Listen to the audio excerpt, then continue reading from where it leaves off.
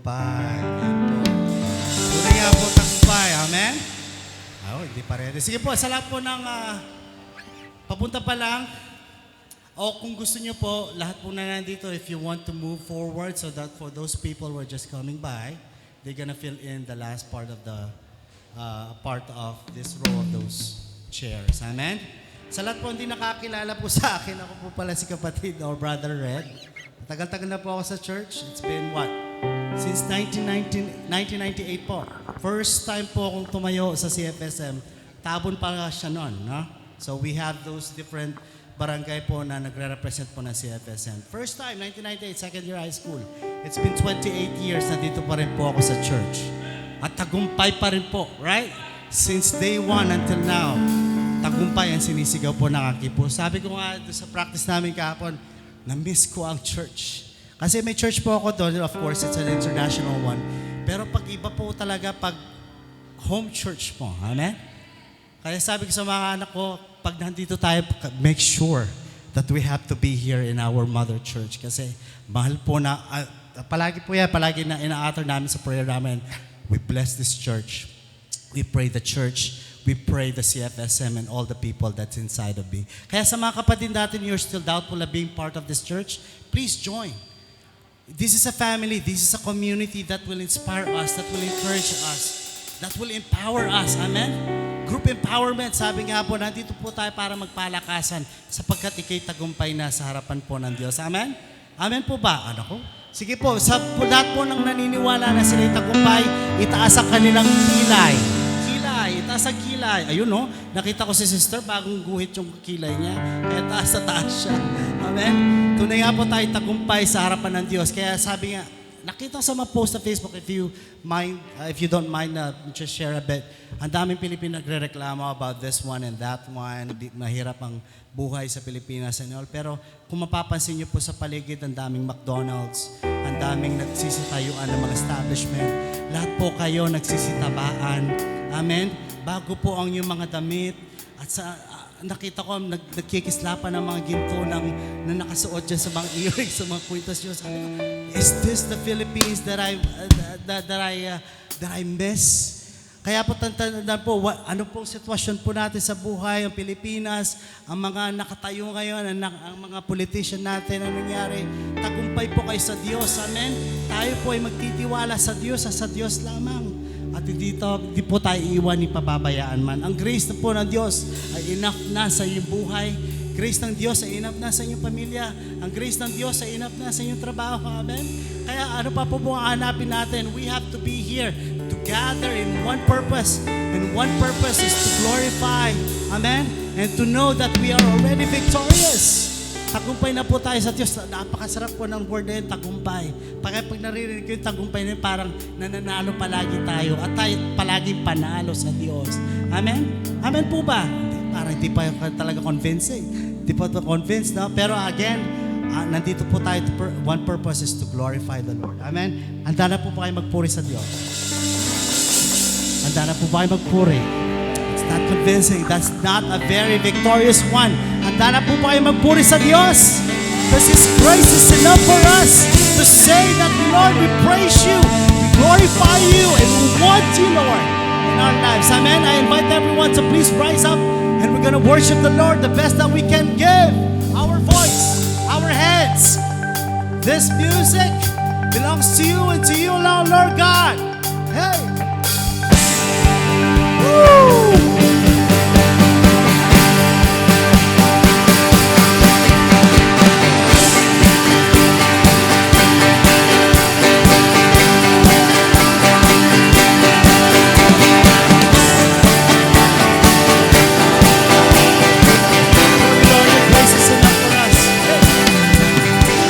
Great is Your faithfulness, oh God. That's right.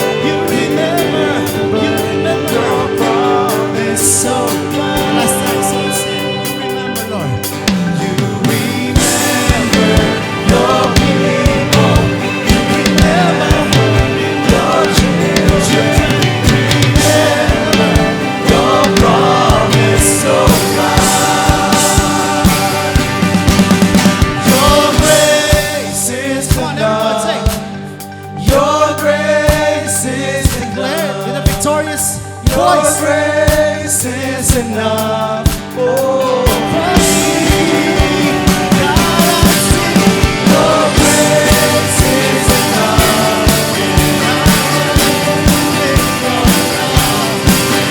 Your grace is enough for me.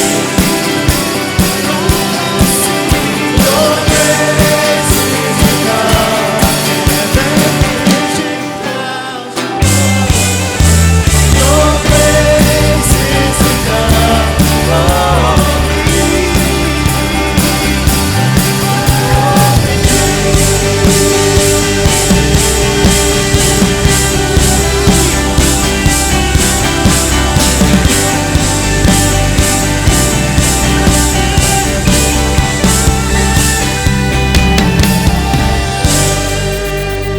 Amen. Truly, forever His grace is enough.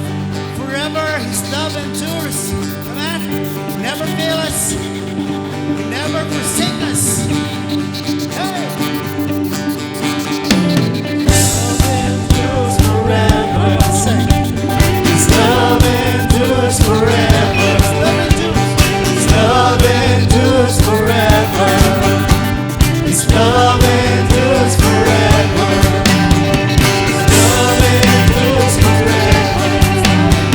His love endures forever. His love endures forever.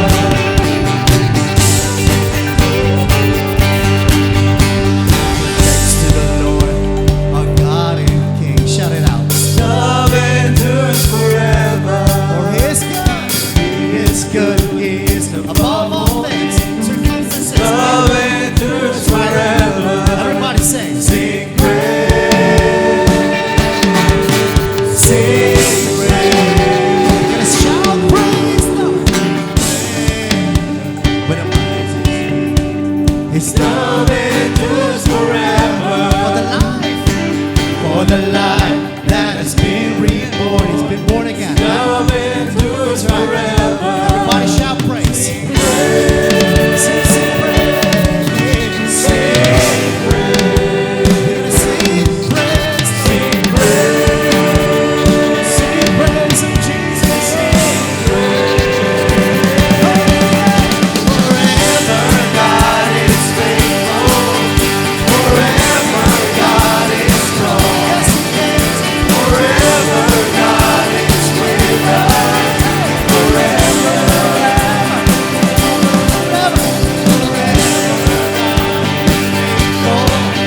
forever God is strong. Forever God is with us. Forever and ever. All right, from the rising to the setting, truly His love endures forever. Amen.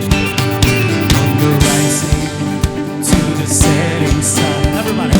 love endures forever. By the grace of God, we will carry on. Love endures forever. Oh, yes. Sing praise, sing praise, We're gonna shout praise to the King. sing praise, sing praise. Forever God is faithful. Forever God is strong. Forever God is with us. Forever and ever. Forever God is faithful. Forever God is strong. Forever God He's is the with King. He's us. the best. Forever and ever.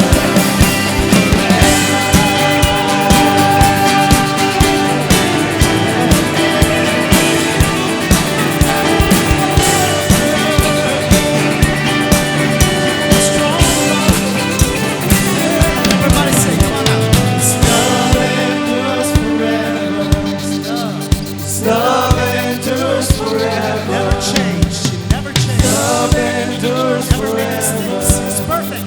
His love endures forever. God endures. His love endures forever.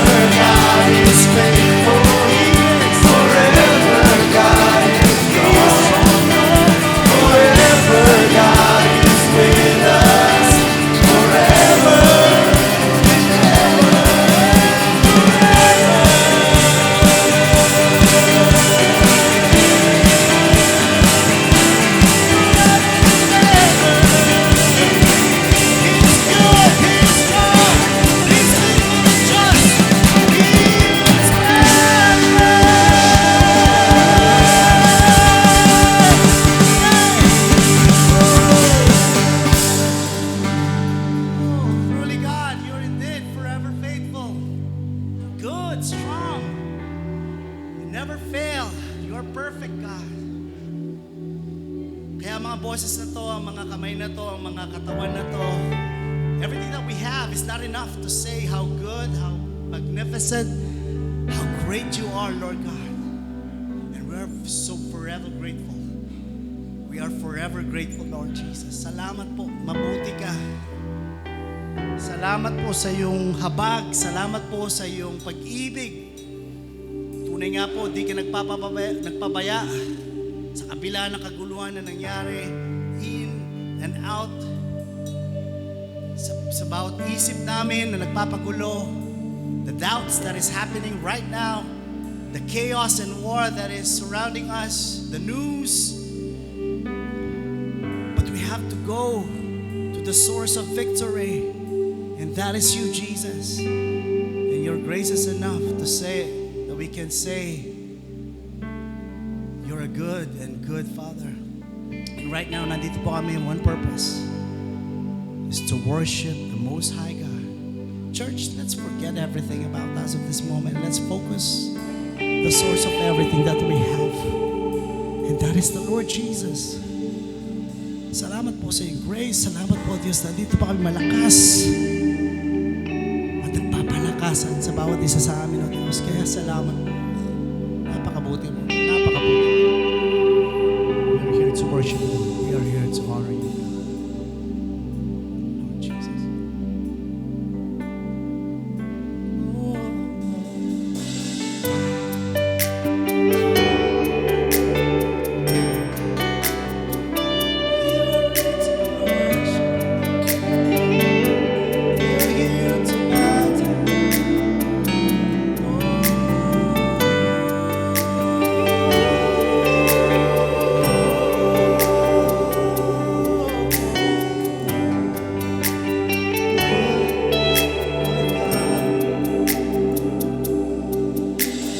Light of the world, you step down into darkness.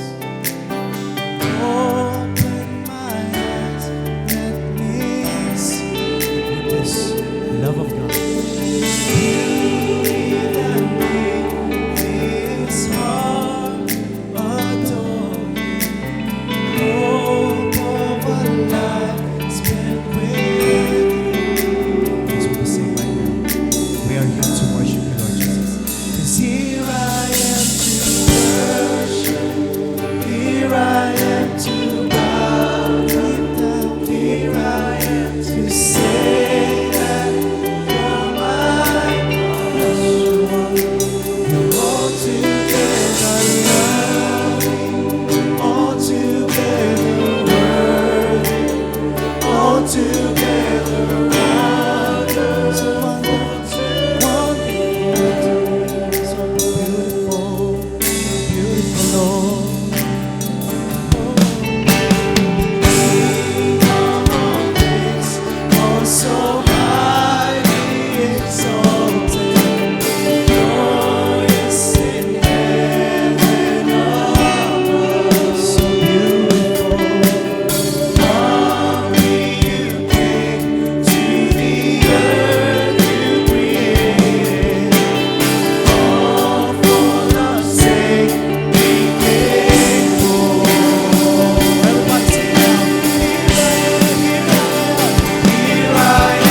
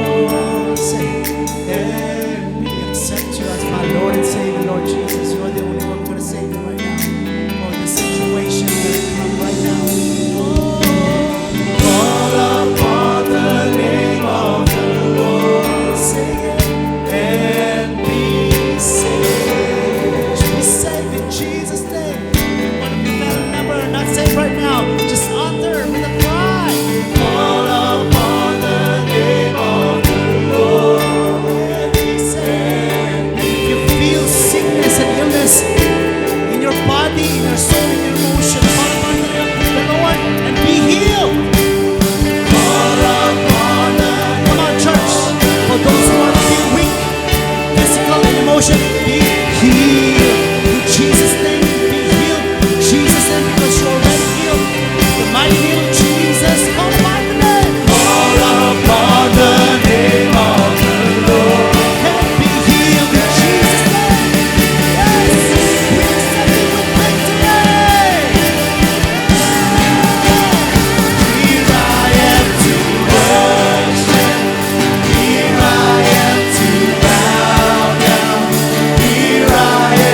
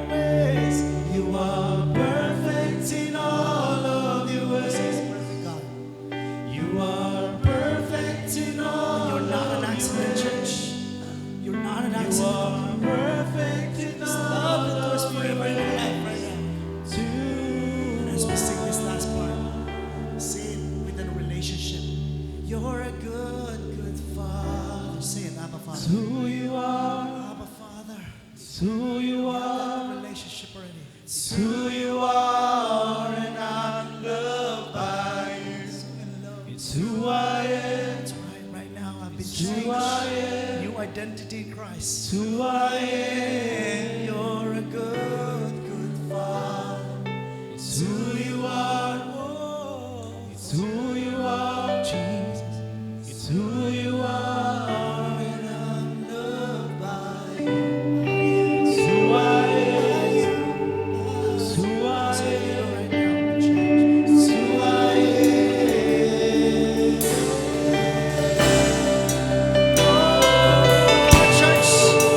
Come on, church. Let's offer praise, thanksgiving, and adoration to our good, good, good, good God. Yes, indeed. You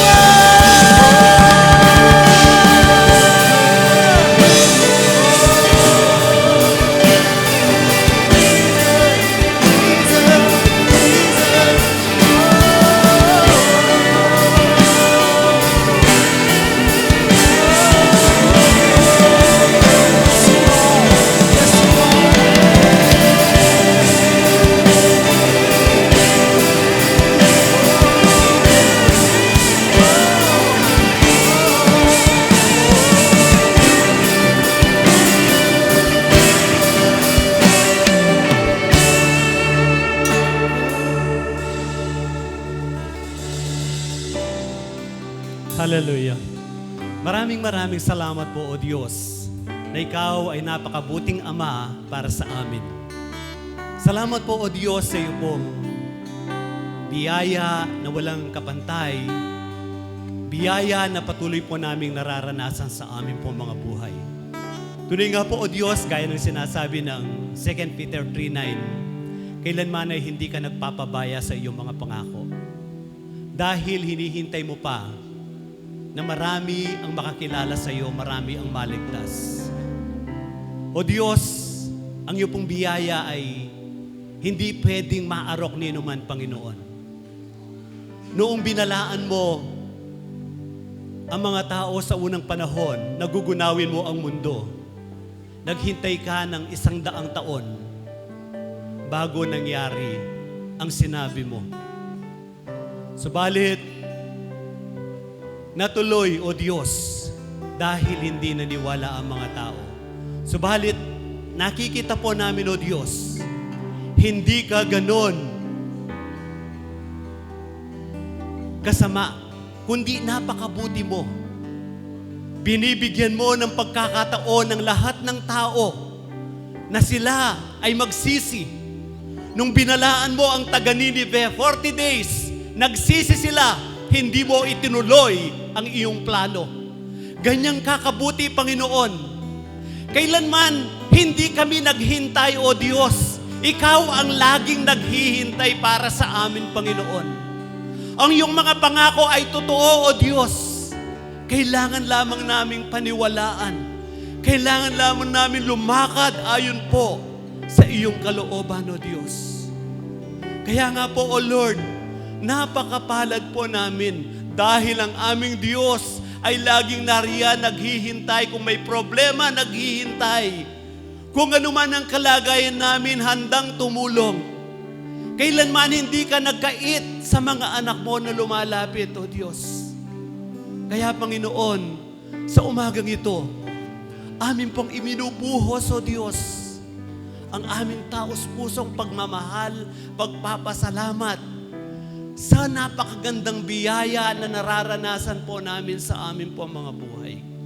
Hindi lamang po natatapos sa kaligtasan, Panginoon, kundi, O Diyos, maging sa buhay dito sa mundo, nangako ka, hindi mo kami iwan ni pababayaan man. In this world there is tribulation, but you have overcome the world. Kaya nga po, O Diyos, we are more than conqueror in you. Napakasagana ng iyong kahabagan. Napakaganda ng iyong biyaya, Panginoon, sa amin po mga buhay. Kaya nga po, O Lord, patuloy po namin itong pagyayamanin sa amin po mga buhay. Patuloy po namin isisigaw ang tagumpay dahil sa biyayang nararanasan po namin sa amin po mga buhay. At alam po namin sa umagang ito, O Diyos, hindi po magiging kumpleto ang umagang ito kung hindi po kami kakain ng espiritual na pagkain. na alam po namin ito ay magbibigay sa amin ng tunay na kaliwanagan upang sa paglakad po namin sa mundong ito, O Diyos, hindi kami matitisod, hindi kami maliligaw dahil ang iyong mga salita ang siyang magiging gabay po namin sa tunay na tagumpay sa laban ng buhay na ito, Panginoon. Na alam po namin, O Diyos, na ang mga salita mo na itinatago po namin sa amin po mga puso, yon ang lalaban sa amin upang kami po, O Diyos, ay magtagumpay sa paglakad po namin sa mundong ito. Kaya nga po, O Lord, inihahanda na po namin ang aming mga puso, ang aming mga tenga sa mga salita mong ihahayag sa umagang ito. Ito po ang aming dalangin sa pangalan ni Jesus. Amen. You are perfect in all of your ways. You are perfect in all of your ways. You are perfect in all of your ways. Never change. You are perfect in all of your ways. You are perfect in all of your ways.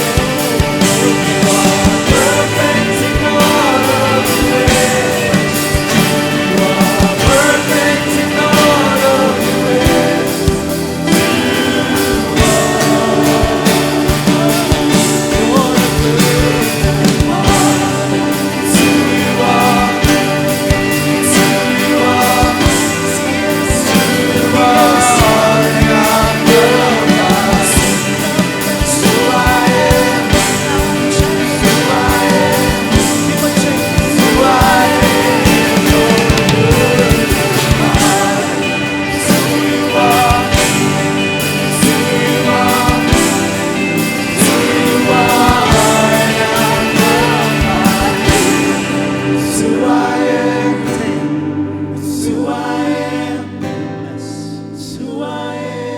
And this favor of God is with you.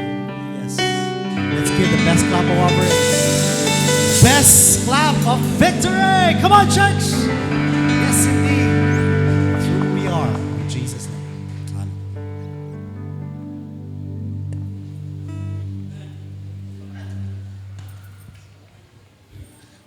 Okay, tayo po ay nasa bahagi ng pagkakaloob. Pero bago po yan, meron po tayong mga ilang announcements.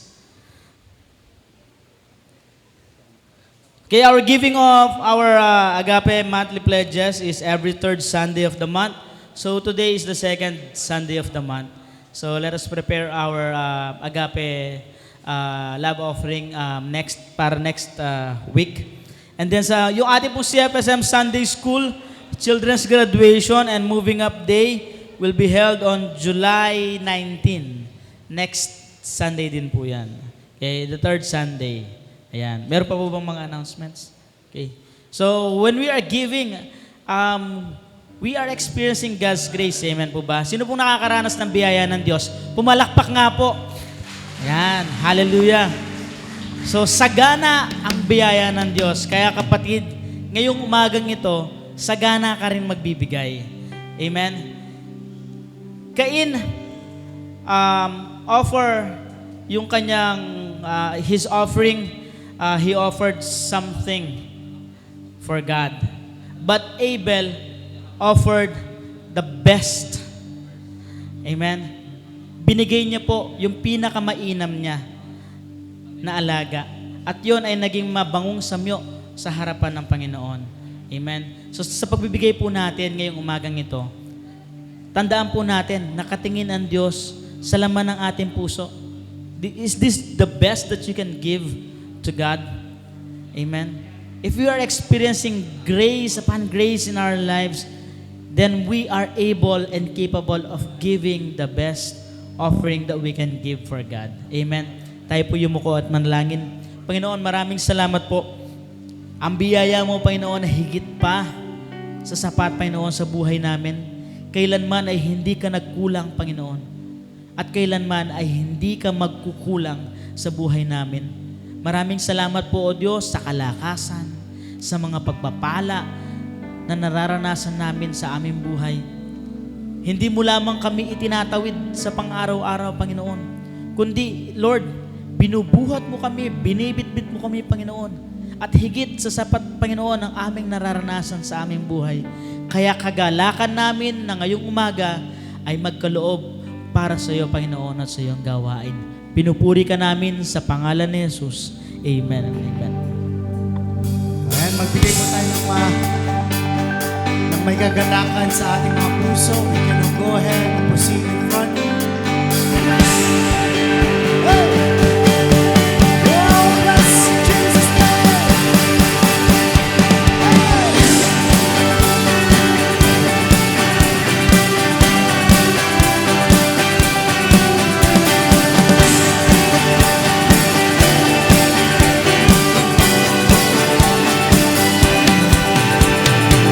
Great is your faithfulness,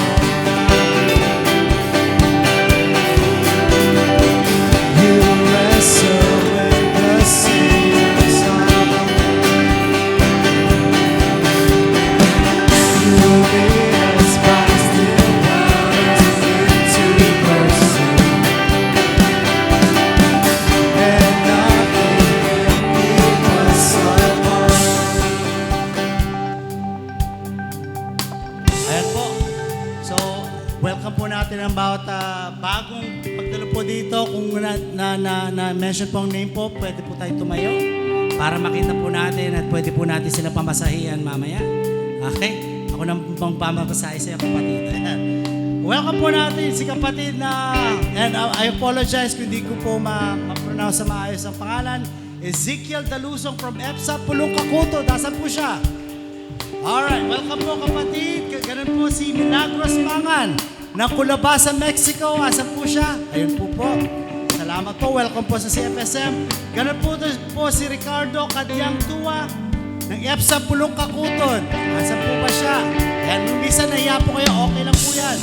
Si kapatid po na Mary Ann Amor ng Magalang San Vicente. Welcome po sa CFSM. At ang ating sister na si Marian Amor ng Magalang San Vicente as well. Welcome po sa gawain ng Diyos. Ganon din po ang kapatid nating si Angel Rivera na taga Culabasa. Welcome sa CFSM.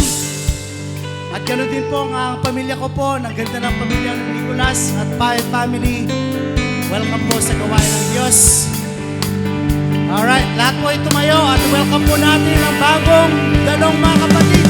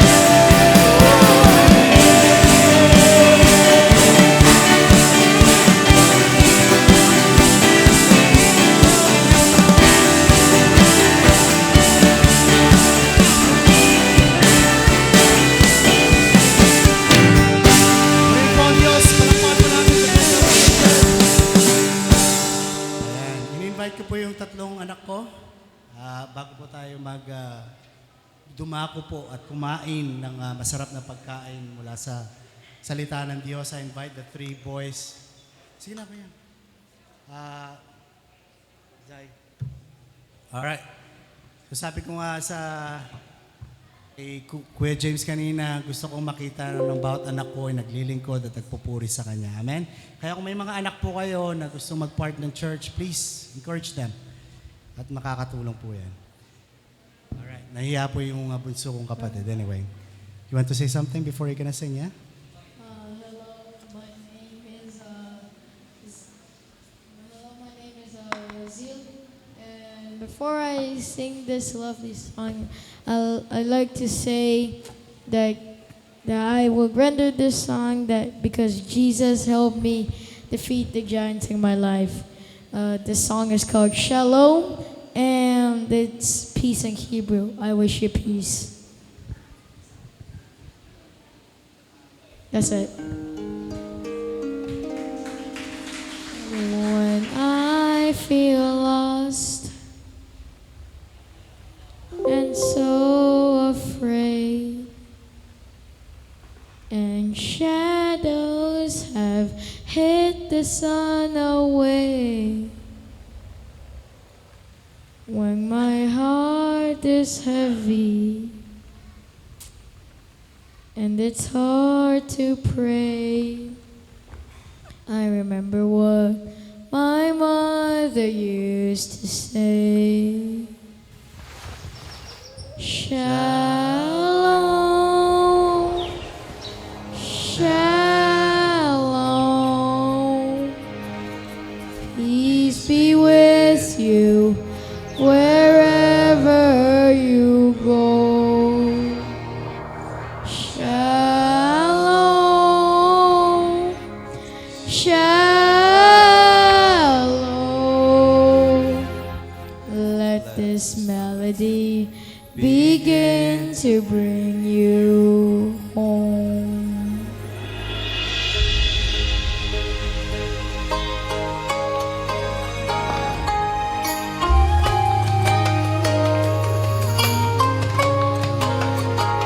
In desperation, when you're losing sight, you've cried out with everything inside. There is still a shepherd, even when you hide, who will pick you up and hold you till you find. Shalom, shalom,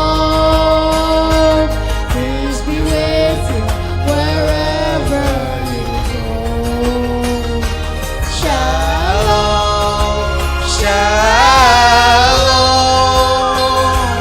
let this melody begin to bring you home. Let this melody bring you shalom.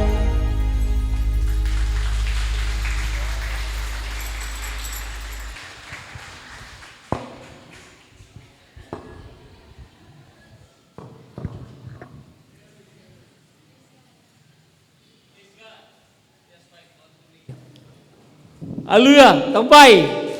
Hallelujah! Ika. Ay, salamat sa ating kapatid from Vietnam. Kasi pag-una po ni Brother Red sa kanyang pamilya, lalo din sa mga in-laws niya. Tunay nga po na ang Vietnamese food ay gusto-gusto ko rin. Yung po, spring roll, banh mi. Yeah, favorite banh mi. Banh mi. Yan. Yeah. Okay. So, di nyo alam yung Vietnamese food? Bili kayo, bili nyo ko, no? Teka.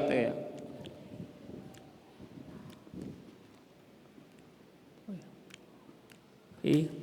So, ang ating topic po ngayon sa mga ito ay grace upon grace. So,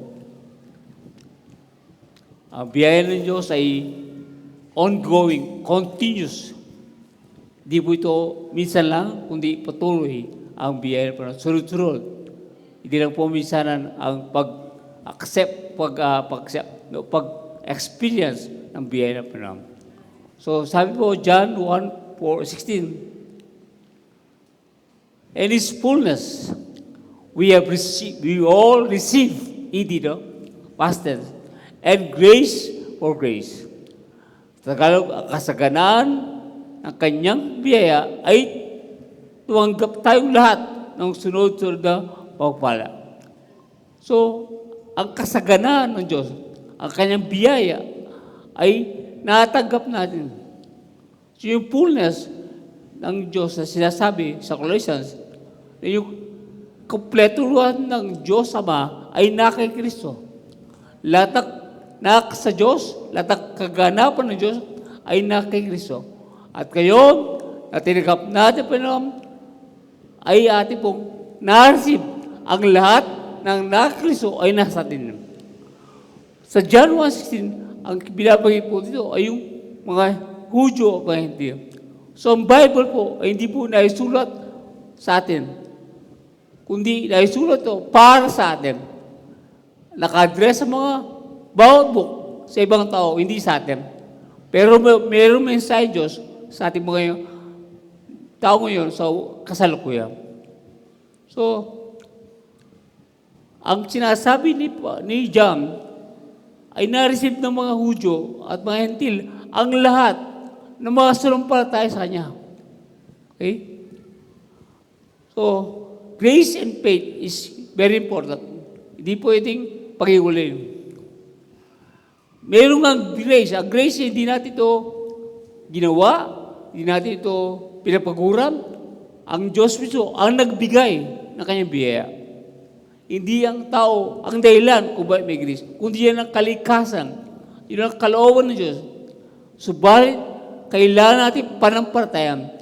Paskalo po, ma-receive natin ang lahat ng bagay na nakikristo. Grace and faith are tandem, are partners. Without faith, you will not receive grace. But without grace, walang saysay ang panampalataya. Kaya kapatid, ang Diyos mismo, ang siya na unang mahal, ang siya na unang lahat ng bagay ibinigay niya. Pero kailangan mong tanggapin. So tayo po ang siyang tumutugon sa Diyos. Hindi ang Diyos ang tumutugon sa atin. Hindi ang Diyos ang tumutugon sa ating mga pagtawag sa Kanya, kundi tumatawag tayo sa Kanya dahil siya po ay nandyan siya. Nandyan siya. Di para po ay siya tumugon. So tayo po ngayon ay natanggap natin. At ang biyaya ay tunay nga po, sunod-sunod to, abot-abot, kanyang kasaganaan ay tunay nga po na ito ay continuous, tuloy-tuloy sa ating mga buhay. Hindi lang po one time. So ngayon po, sa ating pag-aaral, ang biyaya na po yun, sige, next slide please.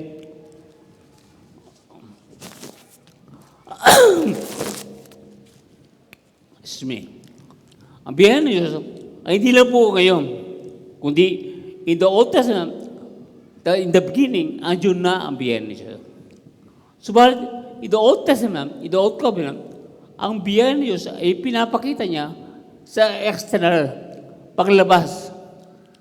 Subalit, sa kapating kapanahunan, ang New Covenant, ito yung internal, pangloob na. Okay? So, ang revelation ng Diyos, kung sino siya, ay progressive. Progressive po siya. No? Hindi lang po one time, hindi lang po ito ngayon lang, kundi ito po ay from the beginning until now. Progressive siya. So, kaya. So, nung unang panahon, Old Testament, priest. Sa bagitan ng priest, ang Diyos ay naipapayag na kung saan foreshadow ito ay anino sa darating that there will be a high priest, which is our Lord Jesus Christ. Amen? So ngayon, ang mga pare noon, ay ito po ay isang mediator between God and Israel. So mayroon mo kailangan pong pare para sila po mamagitan sa Israel at sa Diyos. Ang pare sa talaga, pas ganun po, ang siyang mamamagitan, ang intercede, lalo na sa panahon ng may kasalanan ang Israel. Ayan? Kaya po, kapag may pare, kung ating babasahin ang Old Testament, ang pare ay napakahalaga sa Israel. Dahil po, ang mga pare ito, ang siya kumakatawan sa darating na Kristo, na siya namamagitan, na kapag mayroong pare, ang mga hari ay sila'y paratag. Sila'y confident that they will have, God is with them. Ang Diyos ay subasala dahil may pare. Okay? So, ngayon sa panahon natin, New Covenant, that is eternal. There must be a priest. But now, ito eternal na. We have the high priest and Jesus Christ na tinanggap natin. Ang siyang high priest natin. Siya na ngayon ang mamamagitan sa tao at sa Diyos. There is only one mediator. Sabi ng 1 Timothy 2:5. Wala nang pare, wala nang Abraham, wala nang ibang mga mediator na pwedeng pumalit kay Kristo, kundi si Kristo lang. Kaya di po tayo namamagitan sa iba. Kundi tayo po ay kumikilala sa ginawa ni Jesus para sa ibang tao. Okay? So kaya, ang high priest ay napakalaga sa panahon siya. Sila'y kumpiyansa, sila'y alam nila, sumasaka nila ang Panginoon, sumasama sa Panginoon. Kaya po, kapatid, ang ating high priest ngayon, ang priest natin, ay Jesus Christ. Kaya kapatid, mas higit tayong kumpiyansa. Dahil ang Panginoon ay kasama natin lagi. Hindi katulad noon, dahil external siya. Kapag umalis ang hari, ang pare may iwan sa templo. Pero sa kapatid, ikaw ngayon, hindi kailanman iniiwan ng Diyos. Sumasama siya lagi sa mapupunta. Kahit ikaw mag-share, mag-meeting, kahit ikaw ay maliko na mayroong kanta, nandiyan ang Panginoon. Kasama mo siya. Palapakan natin Panginoon. Hallelujah. So, in the Old Testament, external prophets, they need prophets. Kasi ang prophets ay nagpapahayag ng salita ng Diyos. Ang prophets, ang siya nagbibigay ng kapayagan ng kalooban ng Diyos. That's why they need prophets. When prophets said that you will win, kapag sinabi ng propeta, mananalo kayo sa yung mga digmaan. Kapag sinabi ng propeta niyo, hindi pa dumating ang digmaan, panalo na ang Israel. Panalo na sila. Kapag sila po ay nakipaglaban na, hindi po sila ang lalaban, kundi ang Diyos ang lalaban sila. Kaya they are always confident that victory, ang katagumpay, ay lagi kasama kapag ang prophet ang sinagsabi. And now, Jesus is our prophet. Hebrew 1 and 2. Na kung sana'y, nag-unang panahon, nagpayag ang Panginoon sa pagitan ng prophet, pero ngayon, nagpayag ang Diyos sa magitan ng kanyang anak. Sa magitan ng salita. Kaya, kapatid, God is with us. Jesus is with us. He is our prophet. And His voice, we know the voice of God. Sa John chapter 10, alam natin, kilala natin ang voice of God. Pastor, di mo narinig ang voice? Kasi po, kulang tayo ng salita ng Panginoon. We need the Word. In order, the voice that is inside of us, ang voice ng Panginoon na siyang nasa ating mga puso, nasa ating espiritu, ay marinig natin sa magitan ng salita ng Panginoon. Kaya huwag natin bigyan ng walang bahala ang salita ng Panginoon, kundi bigyan natin focus, attention, time in reading and hearing the Word of God, meditating the Word of God sa ating mga buhay. Amen? Amen po Kaya po kapatid, Jesus is our prophet. Siya ngayon ang ating nangungusap sa ating araw-araw sa buhay. At tunay nga po, kapag sinabi ng Diyos, anumang mga balakid, anumang mga hadlangan, anumang mga problema, kapag sinabi sa iyo, ikaw ay magtatagumpay. You will win. Yes, there is hindrances, like Israel, mayroong mga hindrances, mayroong mga obstacles, pero sila'y manalo. Kaya kadalin po tayo, ang salita pa ay siyang ating pandigan, ang salita pa ay siyang ating taas, ay itaas sa ating mga buhay. Kapag sinabi niya, ito ay mangyayari at mangyayari. Amen? Walang pwedeng pumigil sa sinabi niyang ng Diyos sa ating mga buhay. Amen? Kaya kapag sinabi niya, hindi siya sinungaling.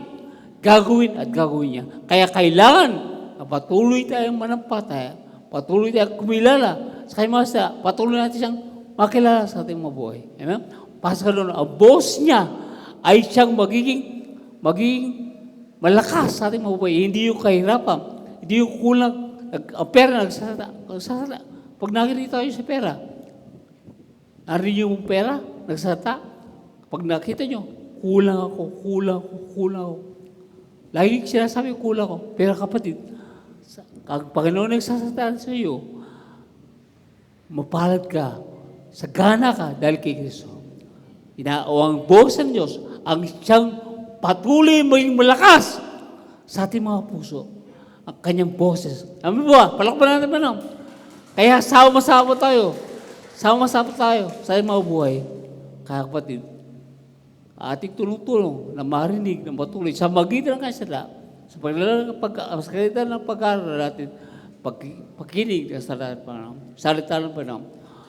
In the Old Testament, there's a tabernacle. Napakalaga ng tabernacle, ang templo.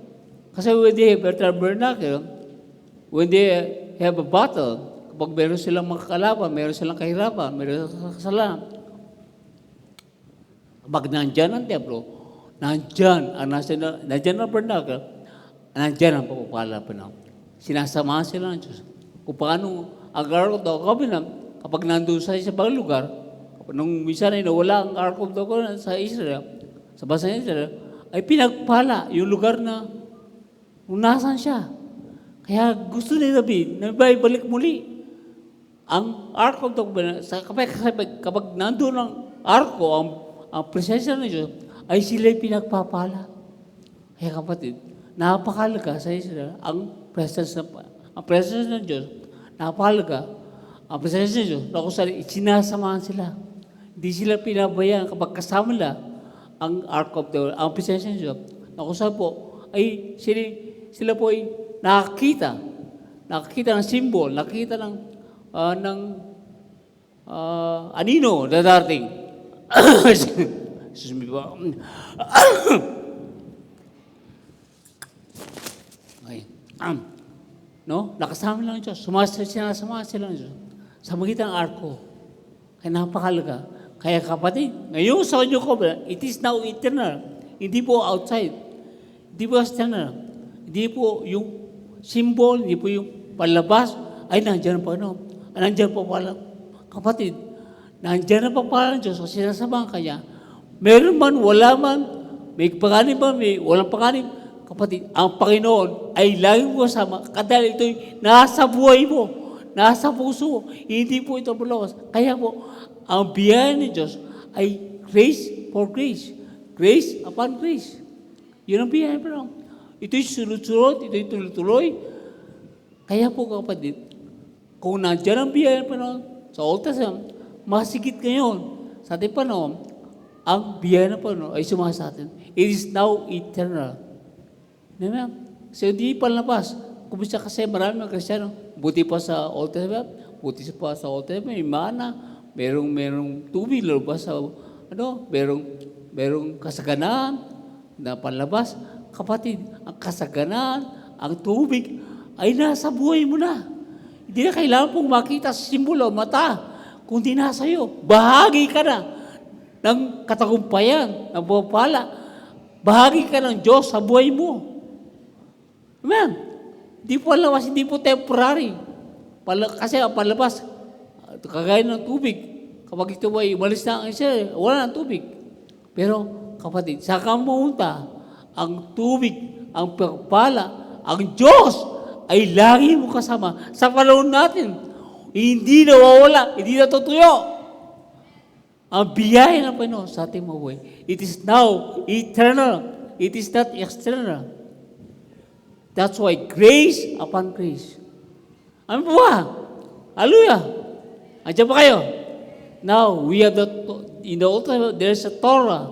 Torah, kapag sinabi tayo ng Torah, Genesis, the Exodus, amen? Yung po 5 books, hindi po nawawala ang Genesis. Kapag sinabi ng law, ito'y Torah.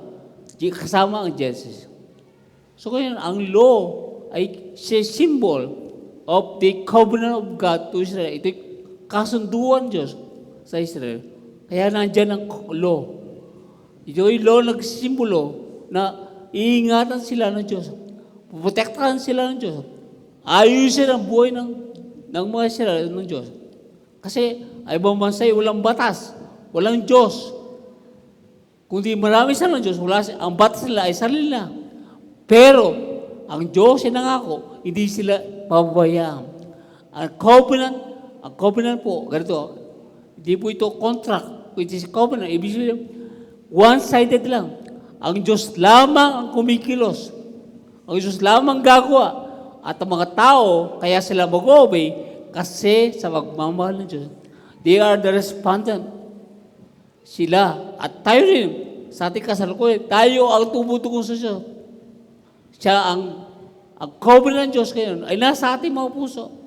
Ang kanyang kasunduan nasa atin. Kasunduan niya sa kanyang anak. Lahat ng bagay ay binigyan niyo sa kanyang anak at ang anak ay nasa atin. Kaya yung kasunduan ng ama sa anak ay nasa atin. At siya lamang ang gumagawa. Tayo po, andiyan ba kayo? Ayan. Inom mo daw ako, sabi na aking darling.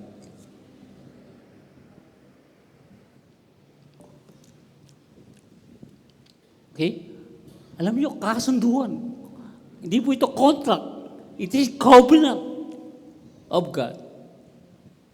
No? Covenant. Kaya po, kapag nandyan ang law, ay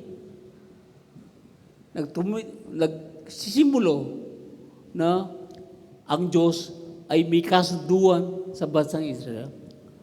And God, and the law is now in our hearts. Sabi ng Jeremiah 31, verse 31 to 33, ang darating panahon ng batas ko, ang law ay iguguhit sa ng puso.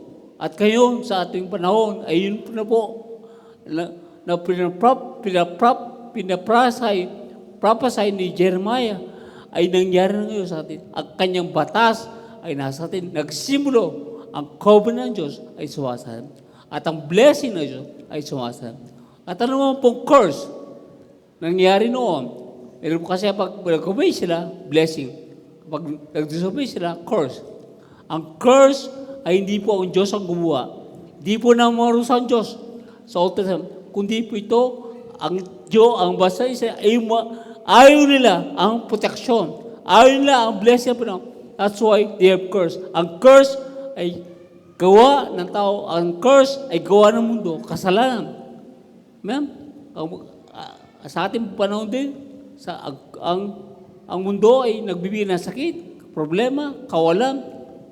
Kaya kapatid, sa panahon nila, hindi ang Diyos ang nagbibigay ng curse, hindi siya nagbibigay ng parusa, kundi ang Israel, ang siya umiiwas. Amen? Sa proteksyon, sa blessing ng Panginoon. Kaya yun ang nangyayari sa kanyang buhay. Pero ang Diyos ay isa lamang ang kanyang misyon, layunin, isa lamang ang kanyang kalikasan, i-bless ang mga Israel.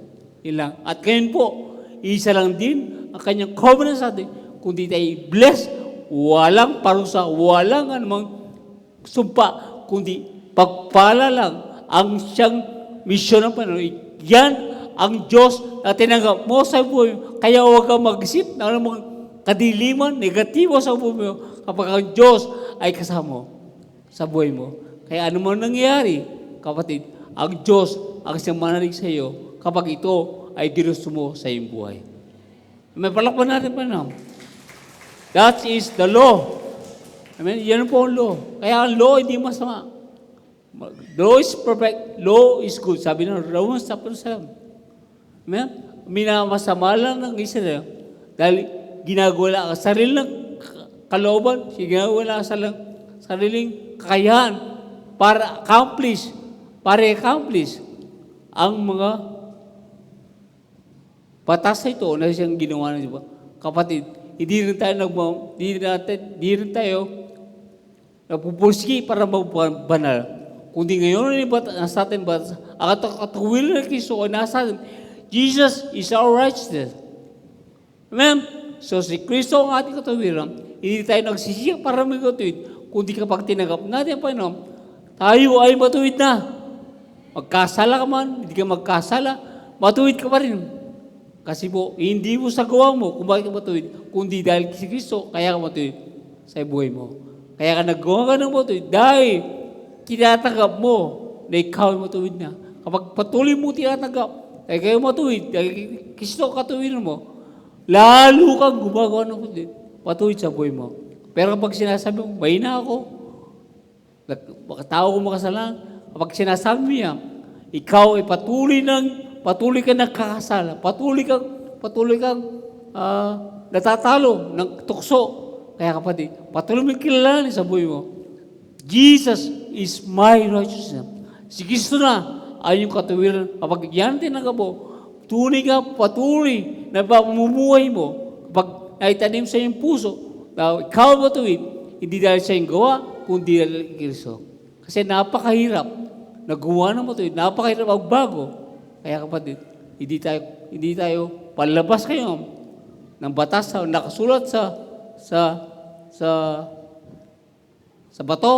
Ngayon, ay nakasulat ang batas sa ating mga puso na ito ngayon ang siyang ating way of life. Way of life. Ano ito way of life? Pamuraan ng pamumuhay natin. Yun na yung pamumuhay natin. Kaya kailangan natin patuloy na makilala ng Diyos. Makilala kung sino tayo. That we are now righteous. Dahil ngayon ay matuwid. Dahil kay Kristo. Yan. Patuloy natin ito kilalanin. Patuloy natin i-remind sa ating mga sarili. Patuloy natin sabihin, I am righteous. Amen? Sa ating mga buhay. Lastly, bread and water.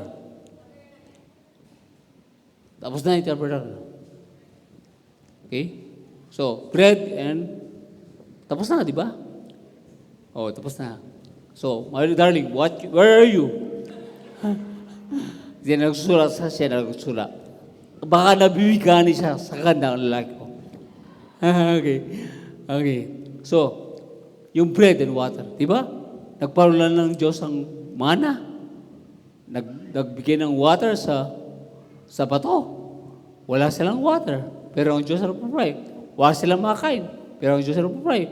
Wala silang meat, pero sila ang provide. Pugo. So, di sila pinabayaan ng Diyos. Sa kabila nasa ilang sila.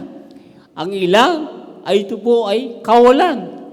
Sa ilang ay ito ay dryness.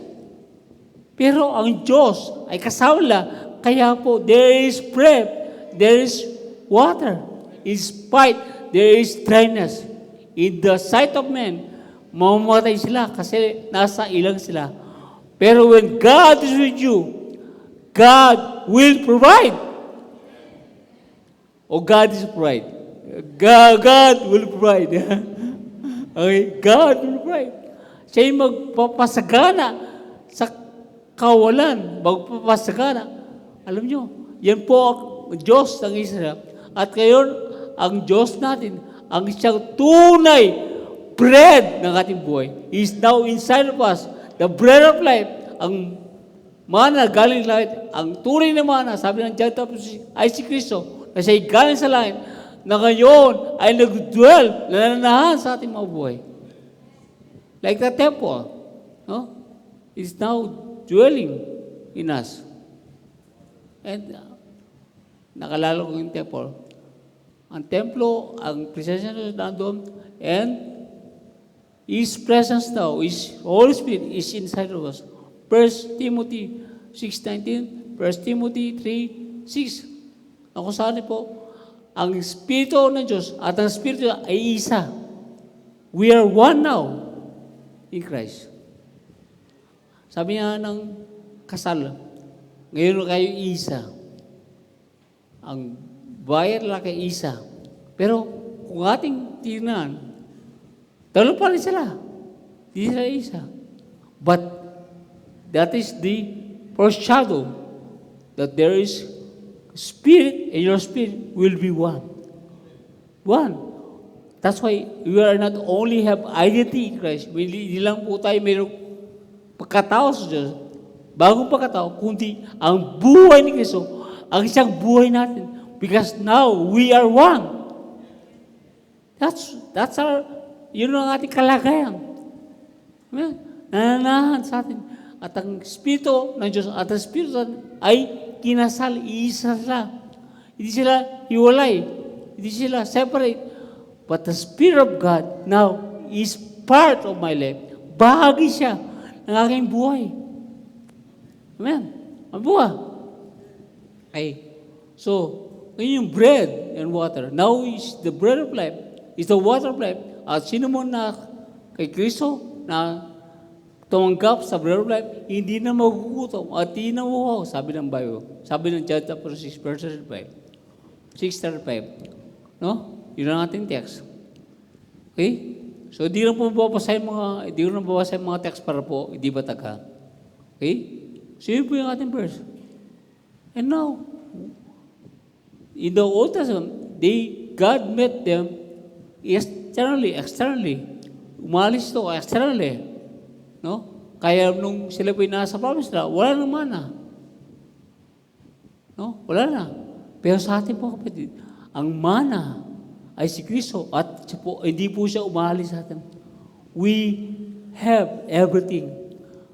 Bread of life. The needs of man is life. Ang kailangan ng tao ay buhay. At ang buhay niya ay si Kristo. Namit niya ang lahat ng ating kailangan. No? Hindi ka na maguhuto kailanman. Alam niyo,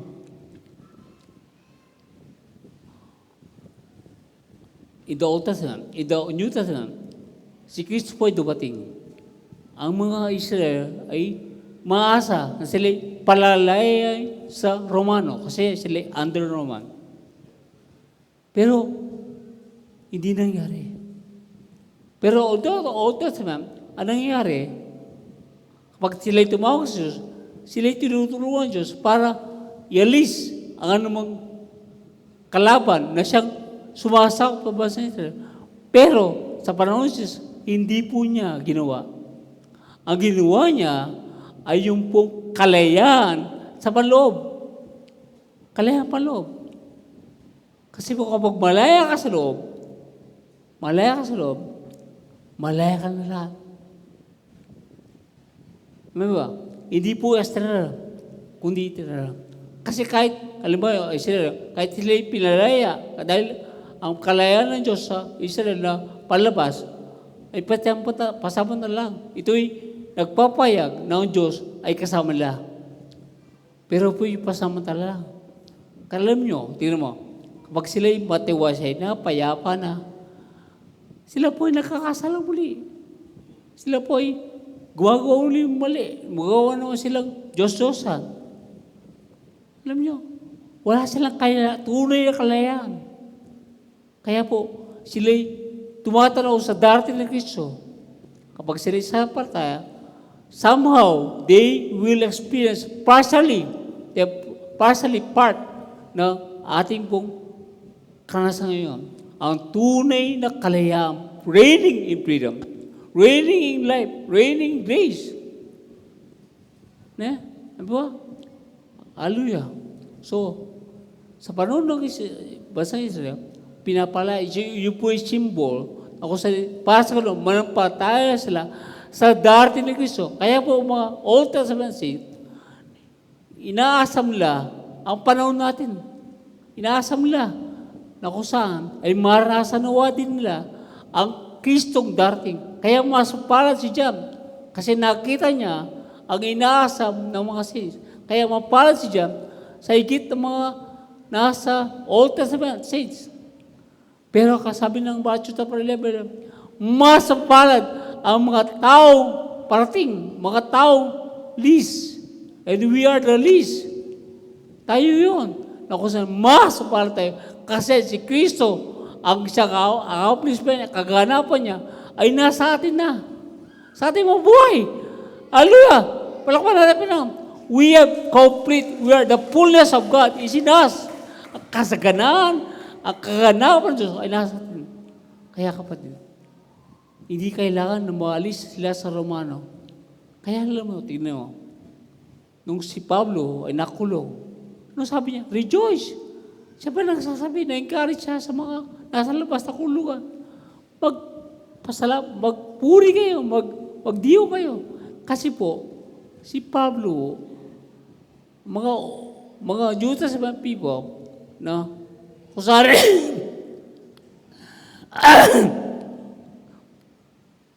patas muna tayo, ha? Na kung saan po, ang mga tumanggap kay Jesus, panahon niya, nalalaya sila. Kaya naman, rejoice, rejoice. At si Pablo, nung sila nakulong, di ka mukha nag-altar. Panginoon, tulungan niyo po kami. Kami nasa ilalim ng Egypt. Panginoon, tulungan niyo po. Nasa ilalim kami ng mga baan ng Babylonia. Pero si Pablo, sila, nung nagpuri sa raso, hindi sila unalangin. Palayan niyo po kundi sila po ay nagpuri kung sino siya. Hindi yung pagpuri. Humingi sila na sila'y palayan. Kundi nagpuri sila dahil kung sino siya. Kasi malaya sila. Kahit sila kulong, malaya sila. At sa labang puri, sila po'y pinalaya ng Diyos, ng anghel. Alam nyo, tunay nga po, nakapagpatuloy natin kikilala na tayo malaya, wala tayo kumpleto sa ating mga buhay. Jesus has meet everything. Then everything will follow. Kaya ka po, noon, manalangin sila para sila gumaling. Ngayon, nagpray tayo dahil kilala natin, alam natin na tayo pinagaling siya. Pinagaling ng Diyos. We confess to be healed? No. We confess that we are healed. Sa panahon ng Old Testament, they confess to be healed. They confess to be blessed. But now, we confess that we are blessed, we are healed, and everything will follow externally. Amen? Amen po Ang kinukumpisan natin ngayon ay ang nangyari sa ating buhay. Hindi natin kinukumpisan. Ang mangyayari pa lang. Old Testament ay mangyayari pa lang.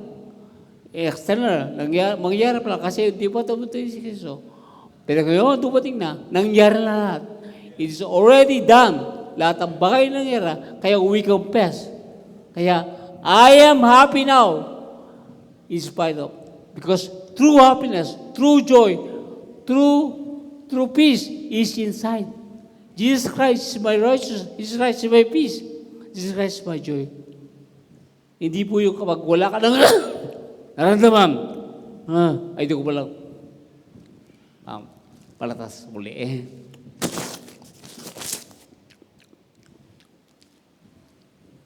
Ay, wala ka na naramdaman. Ay, doon pa lang. Alam niyo, kapag hindi ka malaya sa loob, kahit wala ka na naramdaman, kapag ay malungkot, kapag ay bigat ang buhay.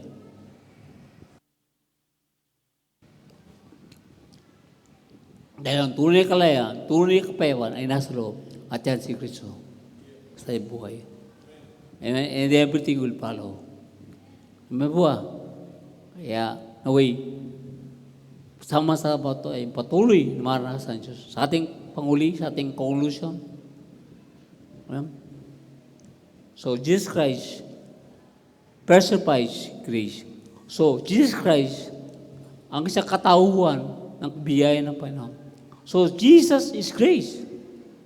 Hindi po yung trabaho, grace. Hindi po yung guwaling ang isa mo, grace yan. Jesus is grace. So, si Kristo mismo, yan po yung John 1:14. No? Siya full of grace and truth. Siya basahin natin. Wala ka mic?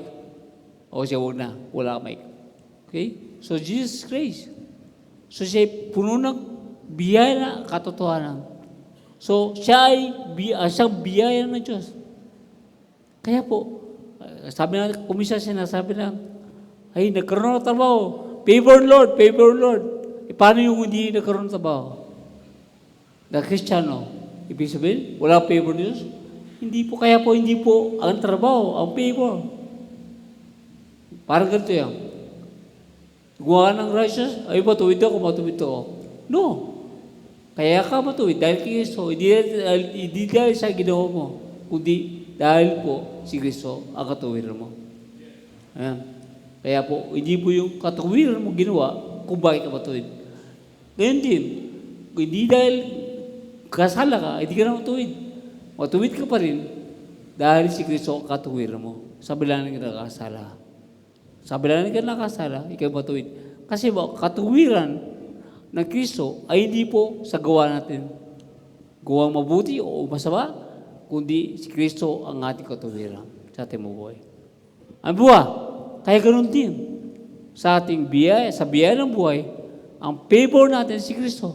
Hindi po yung magandang sweldo mo, hindi magandang sweldo, wala ang favor ng Diyos. Kung siya sabi na, mataas sa sweldo ko, favor Lord, favor Lord. Paano yung mapapasahod? Paano yung mga nasa bundok? Paano yung mga nasa Muslim country na puro persecution, puro kamatayan, puro bilanggo? Wala ba ang favor Lord? No? Kasi po, alam niyo,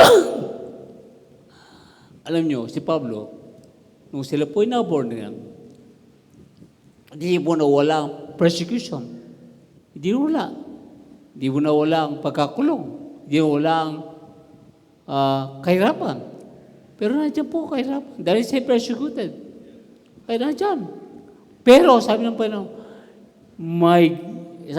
my God shall supply all my needs according to His riches. According to His riches. So, ang kanyang supply ngayon, hindi na po yung external, kagaya ng Israel. But now it is eternal. From inside to outside. Hindi ka buha dati, outside. No, manna. Pero now we have the manna. Inside of us. Kaya, from inside. Kaya, my God, according to His riches, hindi po according sa kayamanan ng mundo, kundi according to His riches. Ako, sa magitan niya, kanyang kayamanan, ang lahat ang kailangan, di wala kahirapan. Pero, lahat ng kailangan ng Paulo ay sinupply ng Diyos sa iyong buhay. Kaya po, hindi po tayo ngayon tumitingin, lumalakad by sight. What we walk and live by faith and live by the Spirit of God. Amen po ba? Palakpan natin na. Kaya doon tayo buhay. Hindi po sa panlabas. Hindi na po tayo na wala sa atin ang symbol. Hindi na wala na sa atin ang foreshadow. Wala na sa atin ang signs and wonders. It's now real bread, real prophet, real righteousness, real trees, real law.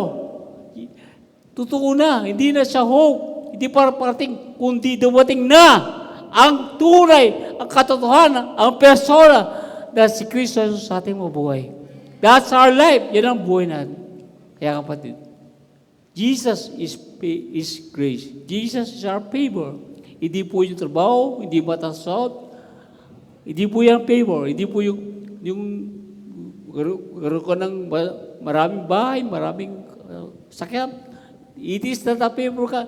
Jesus is your favor. Kaya ang tao hindi nagmamalaki sa panlabas, kundi pinagmamalaki kung ano nasa loob niya.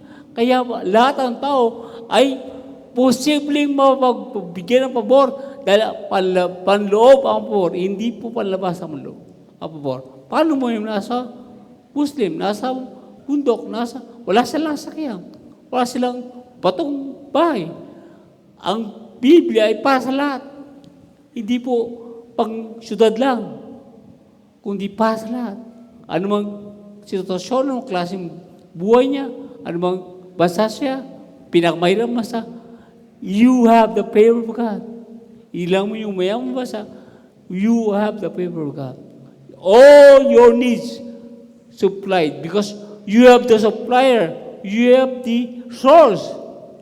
It is not hindi po yung trabaho ang source mo, kundi siya ang Diyos ang source mo. Kaya nawala man ang iyong negosyo, lumina man ang negosyo, ang Diyos ang siyang iyong pinanggagalingan lahat ng bagay, hindi ang negosyo, hindi ang trabaho. Hindi yan, kundi si Kristo. Kaya lagi kang masaya. Hindi ka nakadepende sa sitwasyon, kundi nakadepende ka sa iyong Panginoon, nasa iyong buhay, nasa iyo ang real katotohanan ng kasaganahan, hindi pa samantala, hindi kukupas, hindi nawala. You are secured, we are secured of our happiness, of our joy, of our peace, because Jesus is our peace. God is our peace. God is our joy. God is love. He is our everything in life. And then last, Number 2, grow in the grace of God and the knowledge of your Lord Jesus Christ. Kailangan po tayo lumugo sa biyaya ng Panginoon. No?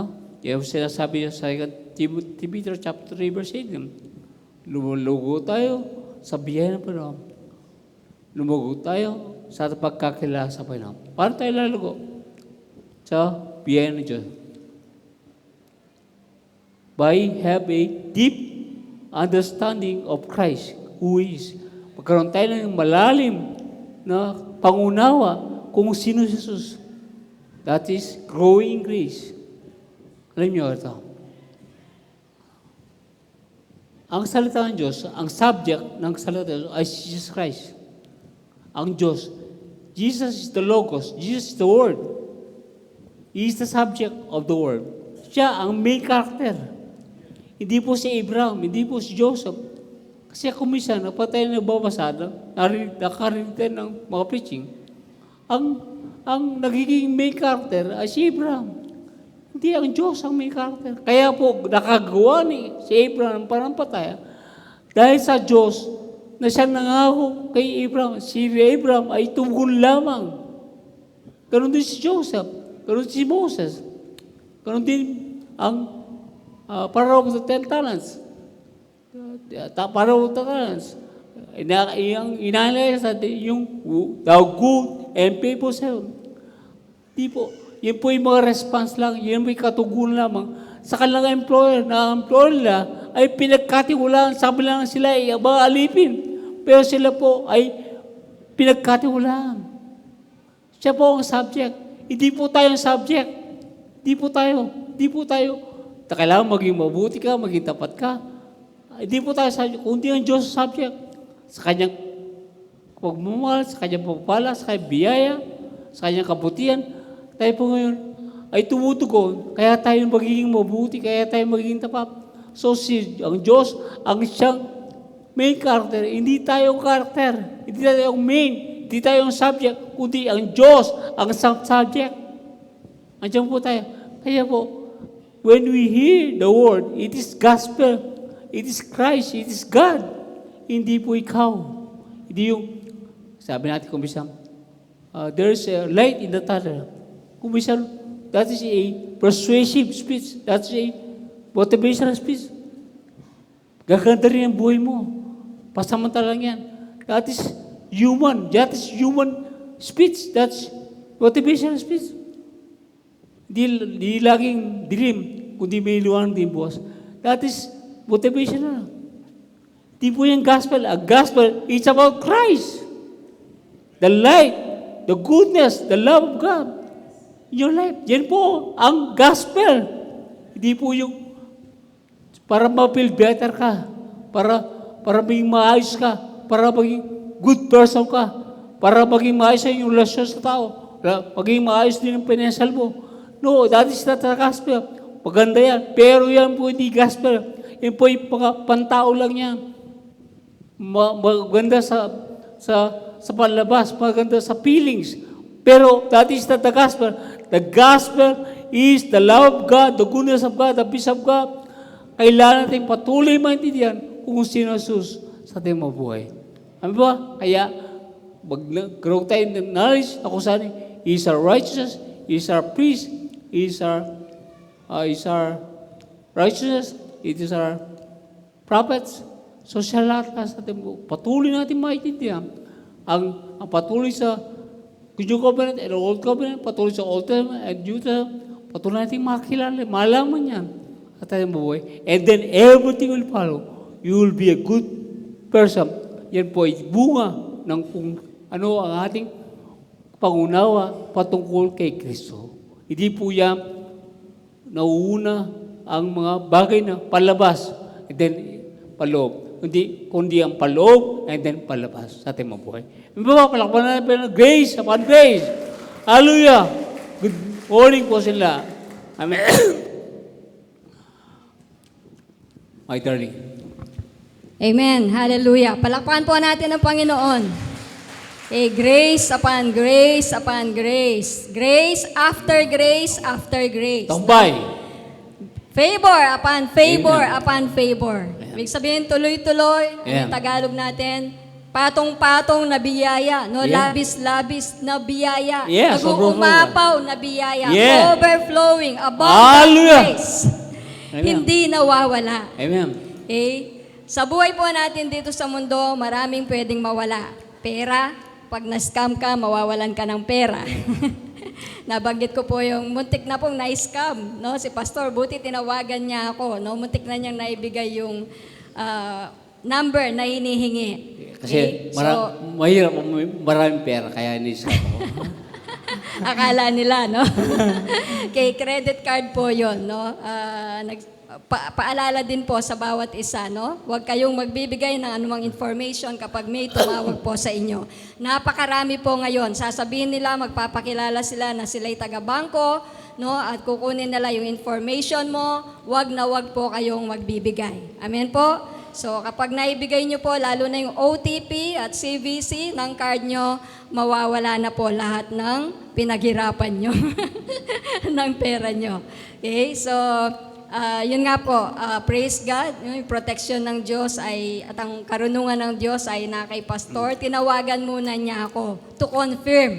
Sabi ko, wala akong ginamit sa credit card mo, ibaba mo na yan, fraud yan, scammer yan. Okay? At yun nga po, pagdating po namin sa bahay, kasi umalis lang kami sandali dahil kailangan kong kunin yung Certificate of Compliance sa CDA.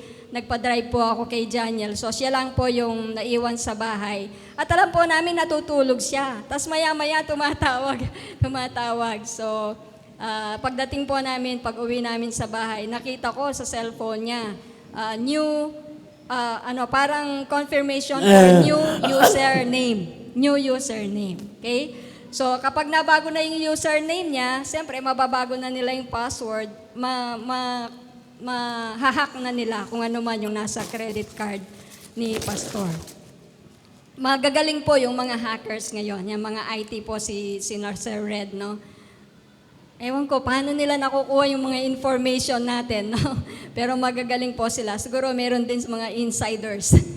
Mga insiders na nagbibigay ng info. Pero ano lang po yon, para mag-ingat po ang bawat isa sa atin sa mga fraud and scammers na naglipa na po sa mundo. Okay? So sabi ko nga po, ang pera maaaring mawala, ang bahay pwedeng mawala, sasakyan pwedeng mawala, ang trabaho pwedeng mawala, pero ang hindi po pwedeng mawala sa buhay po natin ay ang biyaya ng Diyos. Ang kagandahang loob ng Diyos ay hindi po kailanman mawawala dahil nandito po sa loob natin. Di ba?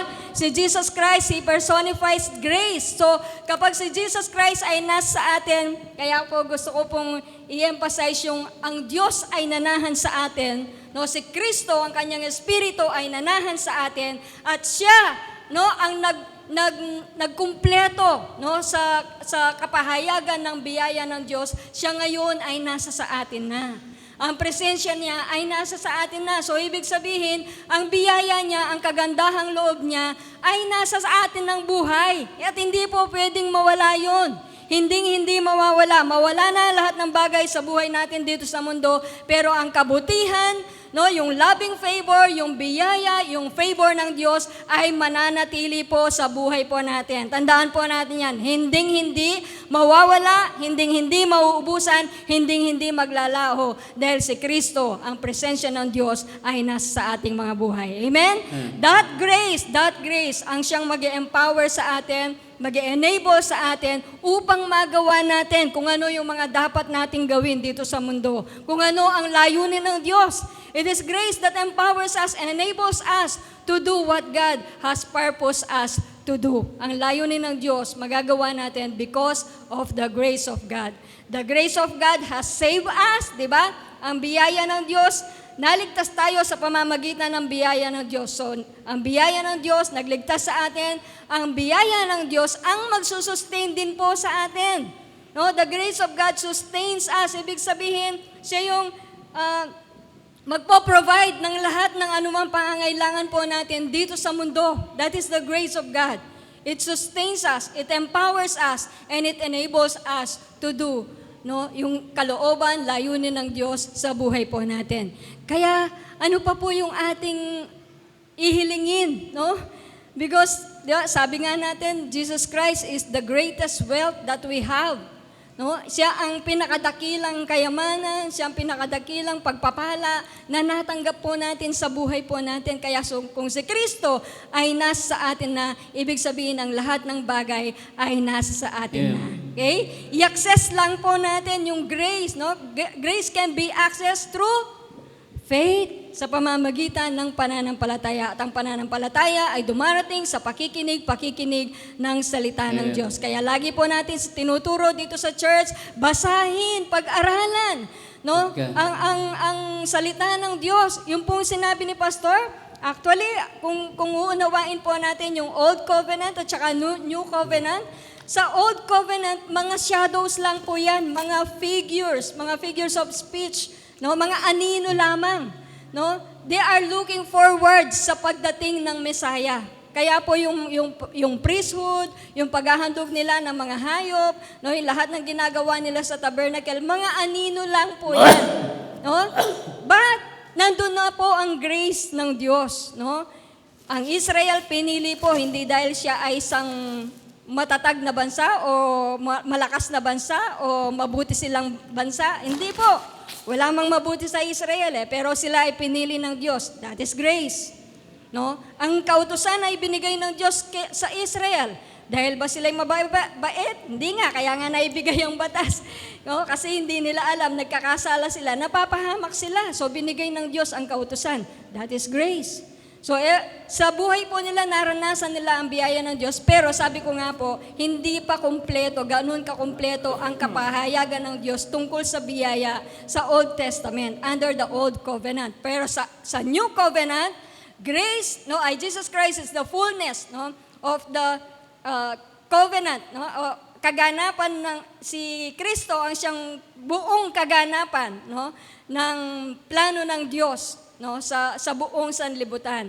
At yung sa New Testament din po, sa New Covenant, naihayag po ng kumpleto ang biyaya. Kung ano ang biyaya, kung ano ang kagandahang loob ng Diyos. Na bagamat tayo ay marumi, tayo ay makasalanan, tayo ay rebelde sa harapan ng Diyos, pero dahil sa biyaya ng Diyos, namatay ang ating Panginoong Yesus para sa bawat isa sa atin. That is grace. Po, yun po ang biyaya. Yun ay kagandahang loob na ang Diyos, wala mang nakitang mabuti sa atin, maganda sa atin, but because of His love, loving favor, yung kindness niya, because of His grace, dahil sa kagandahang loob niya, ang kanyang bugtong na anak ay sinugo niya para ibigay ang kanyang buhay para sa bawat isa sa atin. Amen po?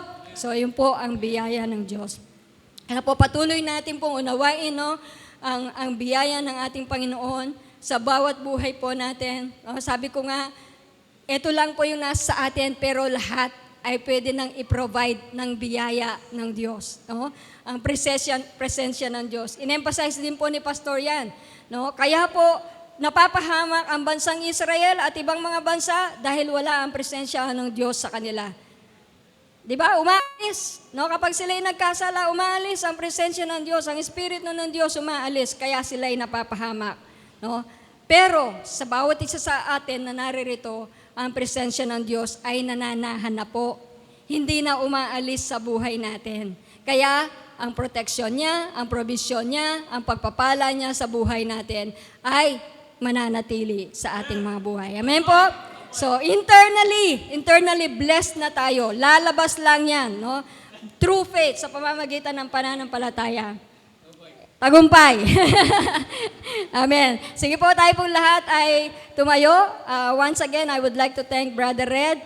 Hindi niya na-welcome yung sarili niya, kaya ako na po yung mag-welcome sa kanya, no? Sa kanyang pamilya, kay Sister Jonah, sa kanyang mga anak.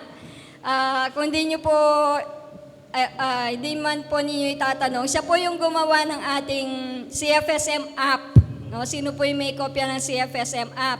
So, nandoon po lahat ng ating mga recorded videos, mga services, at nandoon din po yung ating lahat ng cell materials. No? So, kung wala po kayong kopya ng kanyang ginawang app, humingi po kayo sa inyong mga leaders, na-send po yan sa mga leaders. Para kung gusto nyo i-review, no, yung mga recorded videos at yung mga cell materials natin, mababasa po natin lahat doon. Ma-access natin doon. CFSM app, yung title ba niya? CFSM app. Tagumpay.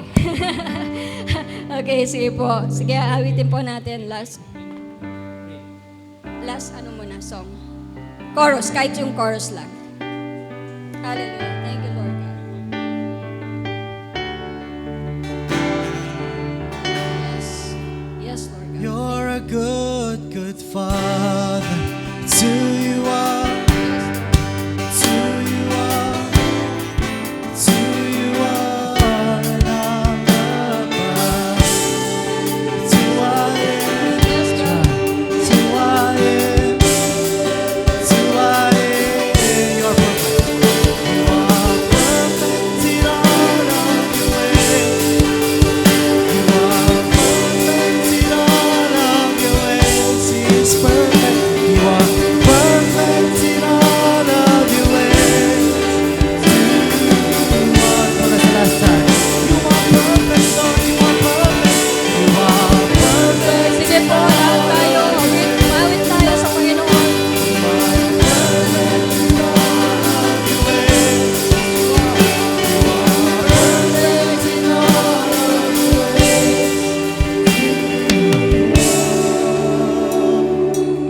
Hallelujah. Good, good Father. Yes, God. Yes, Lord. You are so good. Hallelujah. It's who you are.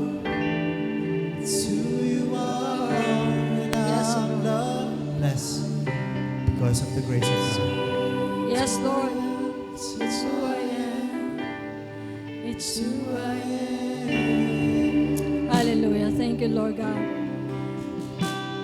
Salamat po, Panginoon, sa iyong kabutihan, sa bawat buhay po ng bawat isa na naririto. Indeed, you are a good, good Father, Lord God. Ikaw ay mabuti at mabait na Diyos, Panginoon. At minahal mo kami, Panginoon. We are loved, we are accepted, Lord God. Salamat, Panginoon, sa iyong biyaya sa bawat buhay po namin. Na sa pamamagitan nito, Panginoon, we can move on with our lives, Lord. Ano man po yung nangyari in the past, Lord God, we can move on because we have your grace, Lord. Nasa amin ang biyaya mo that will enable us, Lord God, to live a joyful, a peaceful life in this world. Salamat po, Ama, sa iyong salita na iyong nahiyag ngayong umagang ito. Truly, Lord God, ang iyong biyaya ay malawak. Ito po, Panginoon, ay lubos-lubos sa buhay po namin. Ito'y nag-uumapaw, Panginoon, sa buhay namin. Katulad ng paano po namin nakikita, Lord God, ang iyong biyaya sa buhay ng aming minamahal na pastor, Lord God. Araw-araw, nakikita namin ang kanyang kagalakan, kapayapaan, Lord God, pag-ibig, Panginoon. At ito ay bunga lang po ng biyaya mo sa buhay niya, ng presensya mo sa buhay niya, Panginoon. Salamat sa patuloy niyo pong paggamit sa kanya, Lord God, na maihayag ang iyong mga salita, may paliwanag sa bawat isa sa amin, Panginoon, may paliwanag, may linaw, Lord God, ang ibig sabihin ng iyong mensahe sa umagang ito. Salamat po sa paggamit mo sa kanya ngayong umagang ito. At sa bawat isa po sa amin na naririto, Panginoon, alam namin na patuloy po naming mararanasan, Panginoon, ang iyong biyaya sa buhay po namin. Iba-iba ang aming kalagayan sa buhay, iba-iba ang aming estado sa buhay, pero pantay-pantay, Panginoon, ang iyong biyaya sa bawat buhay po namin. Hindi higit sa isa, hindi kulang sa isa, kundi pantay-pantay ang biyaya mo sa bawat buhay po namin. Salamat po ngayong umagang ito, Lord God. Pinupuri ka namin, tinataas namin ang iyong pangalan, pinaparangalan ka namin, Panginoon, sa ngalan ng Ama, ng Anak, at ng Espiritu Santo, ang lahat ay magsabi ng Amen. Amen. One,